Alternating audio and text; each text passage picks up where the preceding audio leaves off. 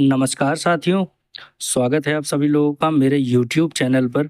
और आज के इस वीडियो में हम लोग बात करेंगे मैटर और उसके इंटरैक्शंस के बारे में और कुछ बेसिक टर्मिनोलॉजी के बारे में भी, जिसके थ्रू हमें ये टॉपिक बहुत ही अच्छे से समझ में आएगा, जो कि 9th class, 10th class, even 11th class के स्टूडेंट्स के लिए भी इम्पोर्टेंट है।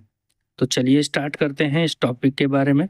और चैनल पे नए हैं तो चैनल को लाइक सब्सक्राइब ज़रूर करिएगा और बाकी दूसरों लोगों से भी शेयर करिएगा। तो चलिए स्टार्ट करते हैं मैटर एंड इट्स इंटरैक्शन। तो आज के इस टॉपिक में हम लोग कवर करेंगे प्रॉपर्टीज़ ऑफ मैटर, एटम्स क्या होते हैं, एलिमेंट्स क्या होते हैं, मॉलिक्यूल्स क्या होते हैं, कंपाउंड्स क्या होते हैं और मिक्सचर्स क्या होते हैं। इसके अलावा जो बेसिक प्रॉपर्टीज़ हैं उसको थोड़ा डिटेल में डिस्कस करेंगे। तो सबसे पहले बात कर लेते हैं कि व्हाट इज़ मैटर। तो मैटर क्या होता है? Anything that has mass and takes up space. यानी हमारी सराउंडिंग में कुछ भी ऐसा जो दिख रहा है जिसमें मास होना चाहिए, साथ ही वो कुछ ना कुछ स्पेस ऑक्युपाई करती हो, यानी कि उसमें मास हो प्लस ऑक्युपाई स्पेस को ऑक्युपाई करने की प्रॉपर्टी होनी चाहिए। जैसे कि एग्जांपल के तौर पे अगर समझें, you are made of matter, right? So you are made of matter means हम सब लोग भी एक तरह से मैटर ही हैं, बिकॉज हम सभी लोग में कुछ ना कुछ मास होगा और हम लोग कुछ ना कुछ स्पेस ऑक्युपाई करते हैं। Water is made of matter, यानी कि वाटर भी एक तरह का मैटर का ही एग्जाम्पल है। बलून, एयर और बाकी जो भी हमारे सराउंडिंग में हमको दिखता है वो सब मैटर है। अब बात कर लेते हैं properties of matter. So the properties of matter are characteristics that can be observed और मेजर्ड। तो जिस भी मैटर के बारे में अगर हम देखते हैं, समझते हैं, तो उसकी कुछ ना कुछ प्रॉपर्टीज़ होती हैं, जो कि प्रॉपर्टीज़ को डिफाइन करने के लिए दो एस्पेक्ट दिए जाते हैं। पहला एस्पेक्ट उसका फिजिकल प्रॉपर्टी से रिलेटेड होता है और दूसरा एस्पेक्ट उसका केमिकल प्रॉपर्टी से रिलेटेड होता है। अगर एग्जांपल की बात करें प्रॉपर्टीज़ की, तो matter include colour, shape, size, texture, density and state, that is solid, liquid और गैस। तो प्रॉपर्टीज़ ऑफ मैटर के बारे में इन्हीं सब चीज़ों पर बातें की जाती हैं। अब बात कर लेते हैं एटम्स क्या होते हैं। Atoms basically are the building blocks of matter. किसी भी मैटर को बनाने के लिए एटम्स की ही ज़रूरत पड़ती है। सो इसलिए ये स्मॉलेस्ट यूनिट होते हैं किसी भी मैटर को बनाने के लिए। नाउ ये एटम्स भी किसी न किसी चीज़ से मिलकर बने होते हैं। तो atoms are made up of 3 typical particles, that is protons, neutrons and electrons. तो आप इस फिगर में देख सकते हैं कि एक इलेक्ट्रॉन क्लाउड है जो न्यूक्लियस के चारों ओर दिखाई दे रहा है। एक न्यूक्लियस है सेंटर में, आप उसमें बाकी न्यूट्रॉन और प्रोटॉन प्रेजेंट होते हैं। तो किसी एटम को बनाने के लिए यही 3 फंडामेंटल पार्टिकल्स की ज़रूरत होती है। Protons and neutrons are located in the nucleus, यानी कि जो सेंटर में चीज़ दिखाई दे रही है वो चीज़ न्यूक्लियस कहलाती है और इसमें प्रोटॉन और न्यूट्रॉन पाए जाते हैं, जिन्हें कलेक्टिवली न्यूक्लियॉन्स भी कहते हैं। जबकि इलेक्ट्रॉन्स इस न्यूक्लियस के चारों ओर रिवॉल्व करते रहते हैं, न्यूक्लियस के चारों ओर घूमते रहते हैं। अब बात करते हैं एलिमेंट्स क्या होते हैं। तो basically element is a pure substance which made up of only one type of atom.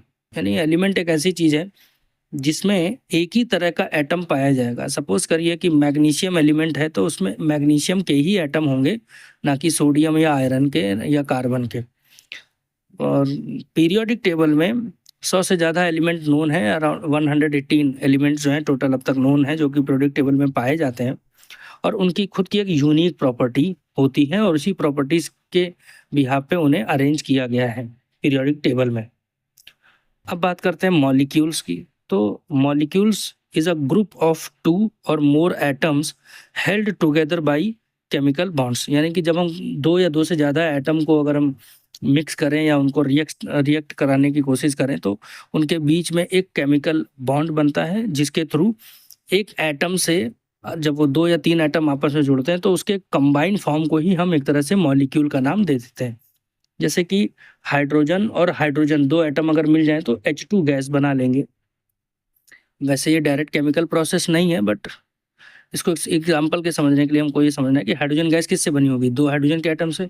इसी तरह वाटर के मॉलिक्यूल को बनाने के लिए 2 हाइड्रोजन और 1 ऑक्सीजन की एटम की नीड होगी। सिमिलरली कार्बन डाइऑक्साइड जिसका फार्मूला CO2 होता है, तो उसमें 1 एटम कार्बन का होगा और 2 एटम ऑक्सीजन के होंगे।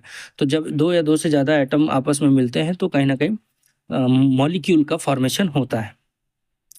अब बात करते हैं कंपाउंड्स की, तो compound is a pure substance. अच्छा, कंपाउंड और मॉलिक्यूल बेसिकली हम छोटे सब्सटेंसेस के लिए बात करते हैं, H2O CO2। जब हम कंपाउंड की बात करेंगे तो इसमें छोटे से लेकर बड़े बड़े कंपाउंड, कॉम्प्लेक्स कंपाउंड की भी बात होगी। तो जो कंपाउंड होते हैं वो बेसिकली प्योर सब्सटेंस होते हैं जो कि 2 या 2 से ज़्यादा एलिमेंट से मिलकर बनते हैं जब उनके बीच में केमिकल बॉन्ड बनता है। जैसे इसका एग्जाम्पल है NaCl है, CaCO3 है, H2SO4 है, HNO3 है, या कॉम्प्लेक्स कंपाउंड जितने भी कोऑर्डिनेट कंपाउंड्स होते हैं, ये सभी कंपाउंड्स जो हैं और इनका एक डेफिनिट रेशियो उसमें फिक्स रहता है। तो ये काफ़ी प्योर सब्सटेंस माने जाते हैं, इसलिए इनको हम लोग प्योर सब्सटेंस की कैटेगरी में रखते हैं जब हम मैटर का डिवीज़न पढ़ते हैं। अब बात कर लेते हैं मिक्सचर्स क्या होता है। तो ज़ाहिर-सी बात है, नाम से ही समझ गए होंगे कि जब मिक्सचर्स हैं तो इसका मतलब है कि यहाँ पे रेशियो प्रोपोर्शनेट में नहीं होगा, मतलब उनका डेफिनिट रेशियो नहीं होता है। जो भी हम अमाउंट यूज़ करते हैं किसी भी कंपाउंड को या सॉरी मिक्सचर को बनाने के लिए। तो a mixture is a combination of 2 और मोर सब्सटेंस, 2 या 2 से ज़्यादा सब्सटेंसेस का एक कॉम्बिनेशन होता है जो कि केमिकली वो जुड़े नहीं रहते हैं, they are not bonded chemically. Example के लिए जैसे सॉल्ट वाटर और एयर का मिक्सचर है, तो इसमें सॉल्ट वाटर और एयर किसी भी तरह से किसी केमिकल बॉन्ड के थ्रू जुड़े हुए नहीं होते हैं। अब बात कर लेते हैं सॉल्यूशन की। तो सॉल्यूशन भी एक तरह का मिक्सचर का ही एग्जांपल है जिसे होमोजेनियस मिक्सचर कहते हैं। So basically a solution is a type of a mixture in which one substance, जिसे हम सॉल्यूट बोलेंगे, is dissolved in another substance that is solvent. Solute हमेशा कम अमाउंट में होता है, सॉल्वेंट हमेशा ज़्यादा अमाउंट में होता है, और इसीलिए कोई दोनों में से किसी एक सब्सटेंस की जो स्टेट होती है वो डोमिनेट कर जाती है।